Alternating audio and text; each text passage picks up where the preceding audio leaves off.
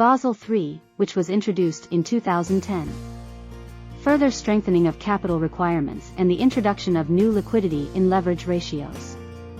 Basel III also introduced a countercyclical capital buffer, which meant that banks had to hold more capital during periods of high credit growth to mitigate the risk of future credit losses. One of the key differences between Basel 2.5 and Basel III is the capital requirements. 2.5 introduced a capital conservation buffer, a countercyclical buffer, and a systemic risk buffer. While Basel III further strengthened these requirements by introducing additional capital buffers, including a capital surcharge for systemically important banks.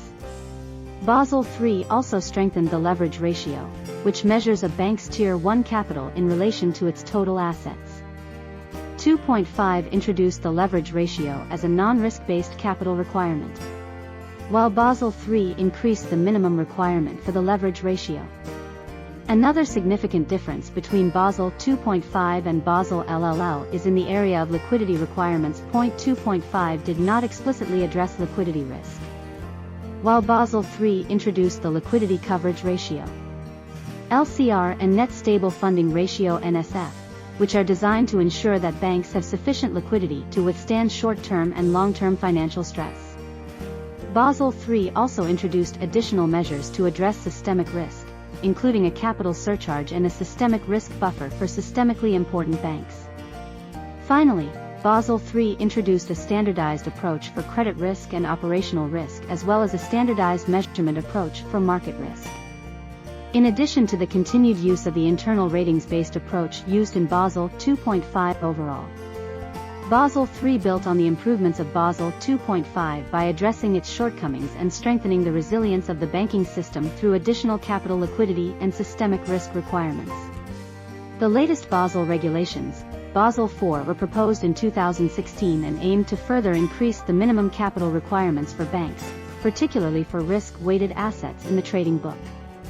It also aims to improve the comparability and consistency of bank capital ratios across jurisdictions. Basel IV, which was finalized in 2022 and will be implemented over the coming years, builds on the improvements made under Basel III and aims to address issues identified during its implementation.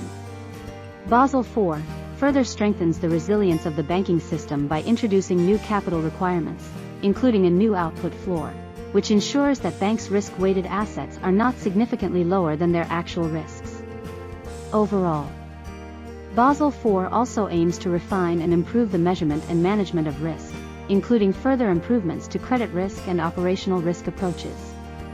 While there are no major changes to liquidity requirements under Basel IV, the focus on capital requirements and systemic risk is designed to further strengthen the resilience of the banking system and reduce the likelihood of financial crises. That's it for our brief overview of the Basel